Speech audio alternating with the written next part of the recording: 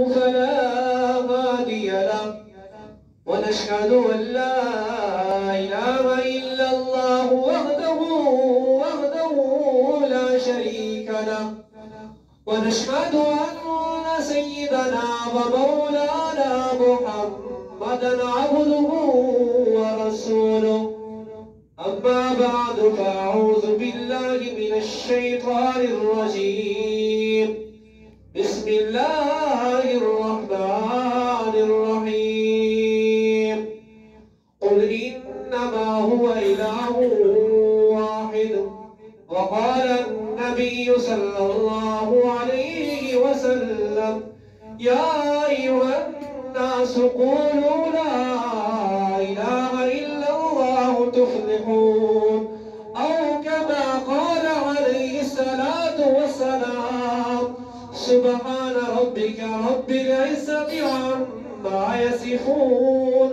وسلام على المرسلين والحمد لله رب العالمين. ایک مرتبہ سب بھائی نماز والا درود شریف پڑھ لے بلند آواز سے اللہم صل علی محمد وعلی آل محمد كما صليت على إبراهيم وعلى آل إبراهيم إنك حميد مجيد اللهم بارك على محمد وعلى آل محمد كما باركت على إبراهيم وعلى آل إبراهيم إنك حميد مجيد. میرے بھائیوں دوستوں بزرگوں میں نے آپ حضرات کے سامنے قرآن مجید میں سے ایک آیت تلاوت کی ہے اور آپ صلی اللہ علیہ وسلم کی ایک حدیث مبارکہ پڑھی ہے. اللہ رب العزت سے دعا ہے کہ مجھے اس کا صحیح معنی مفہوم بتلانے کی توفیق عطا فرمائے اور ہم سب کو اس پہ عمل کرنے کی توفیق عطا فرمائے. اللہ تبارک و تعالیٰ کا بڑا احسان اور کرم ہوا کہ اس رب کریم نے پھر اپنے گھر میں آنے کی توفیق دی ہے. تو میرے بھائیوں دوستوں بزرگوں میں ہر جمعہ یہی کہتا ہوں کہ انسان جتنا بھی اللہ تبارک و تعالیٰ کا شکر ادا کرے گا اس کے ہر نعمت پر شکر ادا کرے گا اللہ تبارک و تعالیٰ اس پہ اتنی رحمتیں برکتیں نازل فرمائیں گے. لیکن انسان کے اندر یہ صفت بھی ہے کہ انسان ناشکری بہت کرتا ہے. ان الانسان لربہ لکنود انسان بہت ناشکر ہے. تو ہم نے میرے بھائی دوستوں اما شاکرا و اما کفورا اللہ فرماتے کہ ہم نے آپ کو ہر چیز واضح بتا دی یعنی ایمان والا راستہ بھی ہم نے آپ کو دکھا دیا اور برائی والا راستہ بھی اللہ تبارک و تعالی نے ہمیں بتا دیا کہ اب دیکھو کہ جو انسان مرد ہو یا عورت ہو بڑا ہو یا چھوٹا ہو جو اللہ اس کے رسول کے راستے پر جائے گا تو وہ کیا ہوگا کامیاب ہوگا اور جو شیطان ابلیغ کے راستے پر جائے گا تو وہ کیا ہوگا ناکام ہوگا. تو دنیا کے اندر بھی ناکام ہو جائے گا اور آخرت کے اندر بھی ناکام ہو جائے گا. لیکن ہر انسان یہی چاہتا ہے کہ میں دنیا کے اندر بھی کامیاب ہوں اور آخرت کے اندر بھی کامیاب ہوں. تو کامیابی اللہ تبارک و تعالی جو ہے حضرت محمد مصطفیٰ صلی اللہ علیہ وسلم کے ساتھ رکھی ہوئی ہے یعنی ان کے طرز و طریقوں پر رکھی ہوئی ہے. اگر ہم حضرت محمد مصطفیٰ صلی اللہ علیہ وسلم کے مبارک طریقوں کو چلیں گے یعنی آپ صلی اللہ علیہ وسلم نے جو چیزیں ہمیں بتائی ہے یعنی قرآن مجید کے اندر ہمیں بتائی گئی ہے حدیث مبارکہ کے اندر ہمیں بتائی گئی ہے تو ان چیزوں پر ہم عمل کریں گے ان پر اپنی زندگی گزاریں گے تو انشاءاللہ یہ دنیا بھی آپ کی بن جائے گی وہ دنیا بھی آپ کی بن جائے گی. تو میرے بھائی دوستوں کامیابی اللہ جو ہے دین کے ساتھ جوڑ کر رکھی ہوئے. انسان یہ سمجھتا ہے کہ بس مجھے دنیا کی دولت مل جائے. تو میرے بھائی دوستو یہ ذہن میں بٹھا لو جو انسان دنیا کے پیچھے بھاگتا ہے دین کے پیچھے نہیں بھاگتا وہ دنیا بھی اس سے ختم ہو جائے گی اور دین سے بھی وہ پیچھے رہ جائے گا. جو انسان یہ چاہتا ہے کہ میں دنیا کے اندر بھی کامیاب ہونا چاہتا ہوں اور آخرت کے اندر بھی کامیاب ہونا چاہتا ہوں تو وہ کیا کرے وہ دین اسلام کے ساتھ جڑ کر رہے تو انشاءاللہ وہ دنیا کے اندر بھی کامیاب اور آخرت کے اندر بھی کامیاب. آپ نے میرے بھائی دوستو پڑھا ہوا کہ صحابہ کرام کو دیکھو کہ وہ کتنی مبارک زندگی تھی. اللہ تبارک و تعالی نے فرمایا کہ رضی اللہ عنہ ورضوا عنہ یہ مجھ سے راضی ہو گیا اور میں ان سے راضی ہو گیا. دیکھو ان لوگوں نے جو ہے اللہ اس کے رسول کا کہنا مانا ان کے طرز زندگی پر چلے تو میرے بھائی دوستوں آج بھی ہم دنیا کے اندر ان کا نام لیتے ہیں، ان کے قصے واقعات بیان کرتے ہیں۔ کیوں بیان کرتے ہیں؟ کہ ان لوگوں نے اللہ اور حضرت محمد مصطفیٰ صلی اللہ علیہ وسلم کو جو ہے خوش کیا ہوا تھا۔ تو میرے بھائی دوستو اللہ یہی چاہتا ہے کہ اگر آپ بھی جو ہے یعنی کامل ایمان بننا چاہتے ہو، ذالک لمن خشی ربہ، جب انسان اللہ سے ڈرتا ہے، اللہ سے ہر چیز کے بارے میں وہ ڈرتا ہے کہ یہ کام میں غلط کروں گا، اللہ تبارک و تعالیٰ مجھے پکڑ سکتا ہے، تو اللہ فرماتے ہیں کہ جس طرح میں صحابہ کرام سے راضی ہوا اس طرح میں آپ سے بھی راضی ہو سکتا ہوں۔ تو ہم کیا کریں؟ اپنی زندگی کو اچھے طریقے سے چلائیں۔ اب دیکھو میرے بھائی دوستو، انسان جب بھی پیدا ہوتا ہے تو چاہے وہ جس کے گھر کے اندر بھی پیدا ہو، چاہے وہ مسلمان کے گھر پیدا ہو، چاہے وہ کرسچن کے گھر پیدا ہو، چاہے وہ ہندو کے گھر پیدا ہو، چاہے وہ یہودی کے گھر کے اندر پیدا ہو، تو وہ کیا پیدا ہوتا ہے؟ وہ دین اسلام کے اوپر پیدا ہوتا ہے، یعنی مسلمان ہو کر جو ہے وہ پیدا ہوتا ہے۔ اب ان کے والدین کے اوپر ڈیپینڈ کرتا ہے کہ وہ اپنے بچے کو یہودی بنانا چاہتے ہیں یا عیسائی بنانا چاہتے ہیں یا مسلمان بنانا چاہتے ہیں۔ پہلے تو ویسے وہ مسلمان بن چکا ہوتا ہے، لیکن میرے بھائی دوستو ساری جو تربیت ہوتی ہے وہ والدین کے اوپر ہوتی ہے۔ تو اس نے فرماتے ہیں کہ اپنے اولاد کو، بیٹی ہو یا بیٹا ہو، اسے دین اسلام کا علم جو ہے وہ ضرور سکھاؤ، تاکہ اسے پتہ چل جائے کہ حضرت محمد مصطفیٰ صلی اللہ علیہ وسلم کون تھے، یہ قرآن مجید کس کی کتاب ہے اور اللہ کون ہے۔ جب دین اسلام اسے سمجھ لگ جائے گی میرے بھائی دوستو، وہ اپنے والدین کا بھی ادب و احترام کرے گا، اپنے بزرگوں کو بھی ادب و احترام کرے گا، یعنی جو جتنے بھی اس کے بزرگ بڑے ہوں گے سب کا وہ ادب و احترام کرے، کیونکہ اس کے پاس کیا ہے؟ دین اسلام والا علم آ چکا ہے۔ تو میرے بھائی دوستو ان آیتوں کے اندر اللہ تبارک و تعالی فرمایا قل انما هو الہ واحد، حضرت محمد مصطفیٰ صلی اللہ علیہ وسلم سے فرمایا اللہ تبارک و تعالی نے کہ آپ یہ فرما دیا قل انما، ان حرف مشبہ کا بالفعل ہے، انما ہوا کہ وہ اللہ کیا ہے؟ ایک ہے، اللہ کے سوا کوئی معبود نہیں ہے۔ تو دیکھو میرے بھائی دوستو ہم کلمہ پڑھتے رہتے ہیں لا الہ الا اللہ محمد الرسول اللہ، بات سمجھنا اس کلمے کے اندر میرے بھائی دوستو جو ہے دو جز آتے ہیں، یعنی پہلا لا الہ الا اللہ، دوسرا آتا ہے محمد الرسول اللہ۔ اب دیکھو میرے بھائی دوستو اذان کے اندر ہم جب اذان دیتے ہیں تو اس کے اندر بھی کیا آتا ہے؟ اشہد ان لا الہ الا اللہ، آگے لفظ اشہد ان محمد رسول اللہ، یعنی ہر جگہ اللہ تبارک و تعالی نے حضرت محمد مصطفیٰ صلی اللہ علیہ وسلم کا نام جو ہے اپنے ساتھ جوڑ کر رکھا ہوا ہے۔ اب دیکھو ایک انسان اللہ کو تو ہر کوئی مانتا ہے، یعنی یہودی بھی مانتے ہیں، عیسائی کرسچن جتنے بھی ہیں سارے اللہ کو مانتے ہیں، لیکن اللہ کے حکم کو وہ نہیں مانتے۔ اب دیکھو ایک انسان اللہ کو مانتے اور حضرت محمد مصطفیٰ صلی اللہ علیہ وسلم کو نہیں مانتا، وہ مسلمان نہیں ہو سکتا۔ ہاں اگر ایک شخص جو ہے حضرت محمد مصطفیٰ صلی اللہ علیہ وسلم کو مانتے اور اللہ کو نہیں مانتا، یہ بھی مسلمان نہیں ہو سکتا، کیونکہ ان دونوں کو ماننا ہمارے لیے کیا ہے؟ ضروری ہے، فرض ہے، واجب ہے۔ جب تک ہم دونوں کو مانیں گے تو میرے بھائی دوستو وہ انسان کیا ہوگا؟ کامل ایمان والا ہوگا۔ اب دیکھو اس الفاظ کے اندر چار جز آتے ہیں، پہلے کے اندر لا الہ الا اللہ، لیکن میرے بھائی دوستو جس آدمی کو، مرد عورت کو اس کا معنی سمجھ میں آ گیا، اس کا مفہوم سمجھ میں آ گیا، وہ ہر قسم کی بیماری سے محفوظ ہو جائے گا، یعنی شرک اور بدعت سے، یعنی جو بھی دنیا کے اندر دین کے علاوہ جو بھی چیزیں ہیں اگر وہ اس معنی کو سمجھ لے، اس کا مفہوم سمجھ لے، وہ ہر برائی سے دور ہو جائے گا۔ اب دیکھو میرے بھائی دوستو لا الہ الا اللہ، اللہ تبارک و تعالی اس نے بھیجا کہ لا الہ الا اللہ۔ اب دیکھو اللہ کے سوا کوئی معبود نہیں ہے۔ دیکھو جو انسان یہ چاہتا ہے یعنی کفر سے، یعنی کافر سے جو ہے وہ کیا کہتا ہے کہ میں مسلمان بننا چاہتا ہوں، تو اس کی پہلی سیڑھی کیا ہوگی؟ لا الہ الا اللہ۔ اسے ضرور یہ پڑھنا پڑے گا، جب تک وہ کلمہ نہیں پڑھے گا وہ اسلام کے اندر داخل نہیں ہو سکتا۔ جو کہتے ہیں میں شرک اور بدعت سے بچوں، تو اس کو بھی یہی چاہیے وہ کیا کرے؟ وہ لا الہ پڑھے گا، تب وہ شرک اور بدعات سے وہ محفوظ رہ جائے گا۔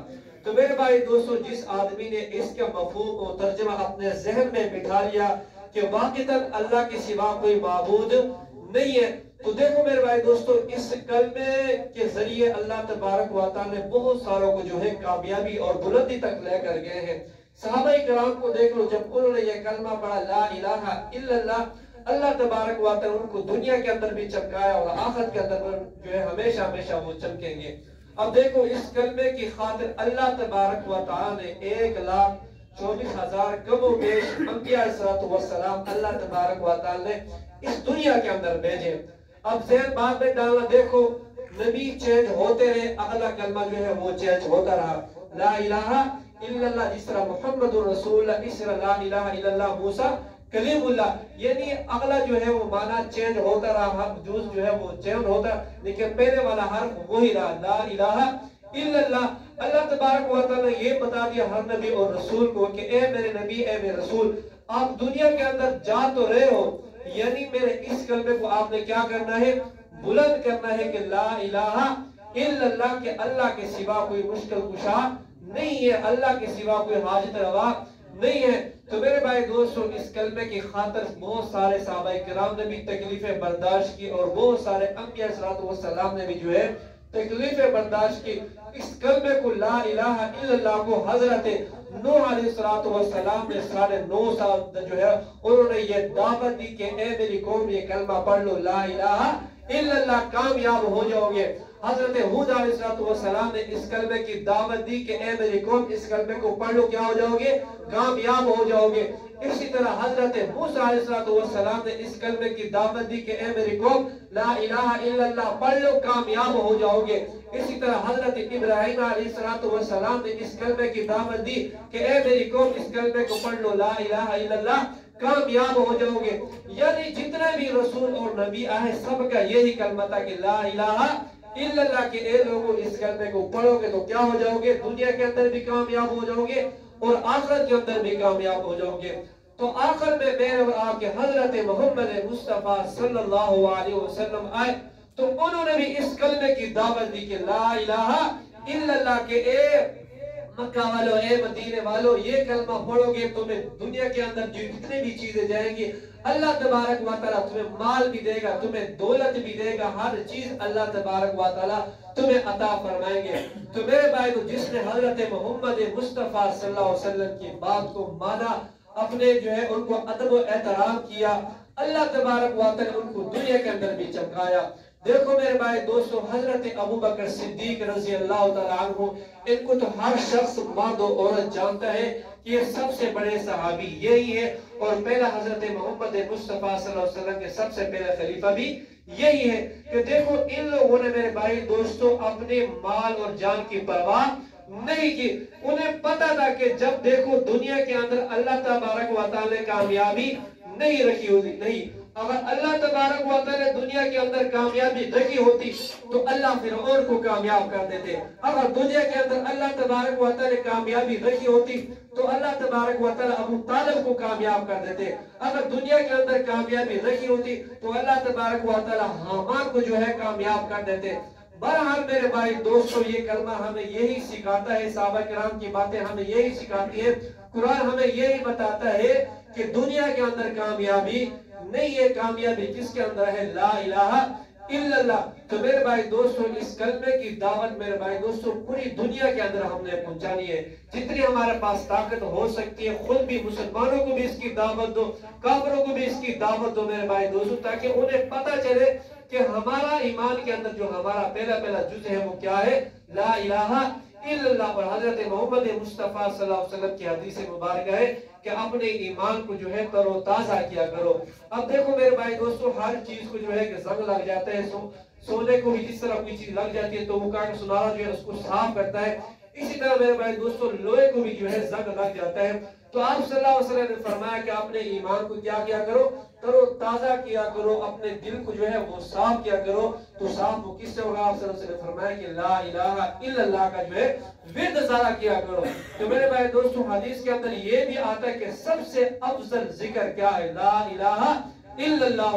جب انسان میرے بھائی دوستو اخلاص کے ساتھ، دل کے ساتھ، محبت کے ساتھ وہ پڑھتے ہیں اکیلا بیٹھ کر کہ لا الہ الا اللہ، لا الہ الا اللہ، اس کی روح، اس کا دل خود بولتا ہے کہ واقعتاً اللہ تبارک و تعالیٰ کے سوا کوئی معبود نہیں ہے۔ تو میرے بھائی دوستو، اس کلمے کی خاطر حضرت محمد مصطفیٰ صلی اللہ علیہ وسلم نے بہت ساری تکلیفیں برداشت کی ہیں۔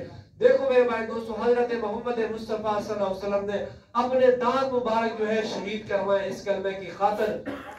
حضرت بلال رضی اللہ تعالیٰ عنہ کو جو ہے گرم ریت کے اوپر لٹا کر جو ہے میرے بھائی دوستوں اوپر بڑی پتھر رکھ دیتے، اس وقت بھی کیا کہتے کہ لا الہ الا اللہ، کہ اللہ کے سوا کوئی معبود نہیں ہے۔ اسی طرح حضرت خبیب رضی اللہ تعالیٰ عنہ کو جو ہے گرم انگاروں پر لٹا کر جو ہے اس نے بھی یہی کہا کہ میری زندگی تو ختم ہو سکے، لا الہ کو میں کبھی چھوڑ نہیں سکتا۔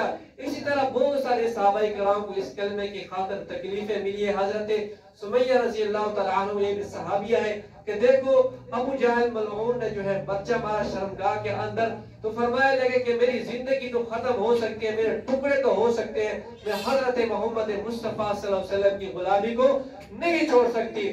تو دیکھو میرے بھائی دوستو، وہ عورت ذاتی انہیں پتا تھا کہ اس کلمے کے اندر ہی کامیابی ہے۔ دیکھو ان کے والد جو ہے حضرت یاسر جو ہے وہ بھی ان کے عمار جو ہے ان کے بیٹے تھے حضرت یاسر، اور ان کی جو ہے سمیہ ان کی کیا تھی، والدین تھے۔ حضرت یاسر نے بہت ساری تکلیفیں برداشت کی، ان کے جو ہے گھر والے انہوں نے بھی بہت تکلیفیں برداشت کی۔ تو میرے بھائی دوستو، اس کلمے کا مطلب یہی بنتا ہے کہ جس انسان نے اس کلمے کو سمجھ لیا، اس کا مفہوم سمجھ لیا کہ دیکھو لا الہ الا اللہ، اللہ نے میرے بھائی دوستو دنیا کے اندر کتنی مخلوق پیدا فرمائی ہے، لیکن سب کا بادشاہ کون ہے؟ علیہ اللہ بِأَحْكَمِ الْحَاكِمِينَ، اللہ حاکموں کا حاکم، بادشاہوں کا بادشاہ۔ دنیا کے جتنے بھی حکومت کرنے والا ہے، یہ حکومت کیا ہے؟ عارضی ہے، ختم ہونے والی ہے، لیکن اللہ کی بادشاہی کبھی بھی ختم ہونے والی نہیں ہے۔ دیکھو سارا نظام اللہ تبارک و تعالی نے پیدا فرمایا، آسمان کا نظام کون سنبھالنے والا ہے؟ اللہ تبارک و تعالی۔ اسی طرح زمین کا نظام کون سنبھالنے والا ہے؟ اللہ تبارک و تعالی۔ اسی طرح فرشتوں کا نظام کون سنبھالنے والا ہے؟ اللہ تبارک و تعالی۔ اسی طرح جنات کا نظام کون سنبھالنے والا ہے؟ اللہ تبارک و تعالی۔ اسی طرح پہاڑوں کے اندر کتنی مخلوق رہ رہی ہے، اس کا نظام کون سنبھالنے والا ہے؟ اللہ تبارک و تعالی۔ یعنی ہر چیز کی حفاظت کرنے والا کون ہے؟ اللہ تبارک و تعالی۔ رزق بھی اللہ تبارک و تعالی دیتا ہے، اولاد بھی اللہ تبارک و تعالی دیتا ہے، بیٹا بھی اللہ تبارک و تعالی دیتا ہے، بیٹی بھی اللہ تبارک و تعالی دیتے ہیں۔ تو میرے بھائی دوستو، بات کرنے کا مقصد یہ ہے کہ اللہ کی سوا کوئی اور مشکل کشا نہیں ہو سکتا۔ ہم یہ کہتے ہیں کہ فلانا کرتے ہیں، فلانا کرتا ہے، میرے بھائی دوستو ٹھیک ہے، وہ اللہ کے ولی اور بزرگ ہے، یہ ہم سب مانتے ہیں الحمدللہ کہ جتنے بھی بزرگ گزرے ہیں وہ اللہ کے بہت قریب تھے۔ دیکھو میرے بھائی دوستو، وہ بزرگ ہمیں یہ سکھا کر گئے ہیں کہ جس طرح ہم اللہ تبارک و تعالیٰ سے مانگتے تھے، اسی طرح تم بھی کیا کرو، اللہ سے مانگو۔ تو میرے بھائی دوستو، جو انسان خالص خدائی قسم اللہ سے مانگتا ہے نا، سچے دل سے مانگتے، اللہ تبارک و تعالیٰ اسے ضرور عطا فرماتے ہیں۔ جب ہمارا عقیدہ خراب ہو جائے، ہمارا دل خراب ہو جائے، ہم کہتے ہیں کہ ہمیں اللہ دینے والا نہیں ہے، تو انسان کو یہ چاہیے کہ اللہ سے نا امید نہیں ہونا چاہیے۔ لا تقنطوا من رحمت اللہ، اللہ کی رحمت سے انسان کبھی بھی نا امید نہ ہو۔ وہ اللہ تبارک و تعالیٰ بہتر جانتا ہے کہ میں اس آدمی کو اتنا دوں گا تو اس کو برداشت کرے گا، اگر اس کو زیادہ دوں گا تو یہ برداشت نہیں کر سکتا۔ یہ اللہ تبارک و تعالیٰ ہم سے بہتر جاننے والا ہے۔ لیکن بہرحال میرے بھائی دوستو، آپ سے یہی گزارش ہے کہ اپنے عقیدوں کو سیدھا کرو کہ دیکھو دنیا کے اندر میرے بھائی دوستو بہت سارے فرقے بنیں گے، انسان یہ نہ سمجھے کہ بس یہ فرقہ جنت میں جائے گا، یہ جنت میں جائے گا۔ تو میرے بھائی دوستو، اللہ تبارک و تعالیٰ نے سب ایمان والوں کے لیے جنت تیار کر رکھی ہے۔ اب دیکھو اللہ تبارک و تعالیٰ نے یہ جنت جو بنائی ہے فضول تو نہیں بنائی، یہ جہنم جو بنائی ہے فضول تو نہیں بنائی، یہ بھی اللہ تبارک و تعالیٰ نے ایک مقصد کے لیے، ایک کام کے لیے بنائی ہے۔ اب دیکھو جو انسان چاہے وہ بریلوی ہو، چاہے وہ دیوبندی ہو، یعنی جس فرقے سے بھی وہ تعلق رکھنے والا ہو، تو وہ کیا کرے؟ جس طرح قرآن ہمیں بتاتا ہے اور حضرت محمد مصطفیٰ صلی اللہ علیہ وسلم ان کے طرز و طریقے ہمیں بتاتے ہیں، اگر وہ اس طریقوں پر چلے گا تو وہ دنیا کے اندر بھی کامیاب ہوگا اور آخرت کے اندر بھی کامیاب ہوگا۔ اگر اس کے علاوہ وہ اپنی زندگی گزارے گا، یعنی اپنی من چاہے زندگی گزارے گا، قرآن کے مطابق وہ زندگی نہیں گزارتا، وہ انسان یہ نہ سمجھے کہ میں جو ہے جنت کے اندر چلا جاؤں گا۔ تو میرے بھائی دوستو، اللہ تبارک و تعالیٰ کا یہی حکم ہے کہ جو بندہ بندے میرے حکم کو مانتے اور حضرت محمد مصطفیٰ صلی اللہ علیہ وسلم کے مبارک طریقوں پہ چلتے ہیں، انشاءاللہ وہ دنیا کے اندر بھی کامیاب ہوگا اور آخرت کے اندر بھی کامیاب ہوگا۔ تو آپ بھائیوں سے یہی گزارش ہے میرے بھائی دوستو، خود بھی اچھے کام کرو، دوسروں کو بھی، اپنے گھر والوں کو، بچوں کو دین اسلام کی تعلیم دو میرے بھائی دوستو۔ یہی تعلیم خدا کی قسم کام آنے والی ہے۔ دنیا کی تعلیم بھی حاصل کرو، اس سے کوئی علماء منع نہیں کرتا، لیکن دنیا کے ساتھ ساتھ جو ہے دین اسلام کی تعلیم بھی کیا ہے، یہ ضروری ہے کہ اسے پتہ چل جائے کہ میں مسلمان ہوں، میرا حضرت محمد مصطفیٰ صلی اللہ علیہ وسلم کون ہے، میرا اللہ کون ہے، میرا قرآن کیا ہے۔ میرے بھائی دوستو، جب انسان کے اندر یہ سمجھ آ جائے گی، ہر چیز کی سمجھ آ جائے گی، اس کے لیے جو ہے دین اسلام پر چلنا جو ہے بہت آسان ہو جائیں گے۔ تو اللہ رب العزت سے دعا ہے جو سنا پڑا اس پہ عمل کرنے کی توفیق عطا فرمائے۔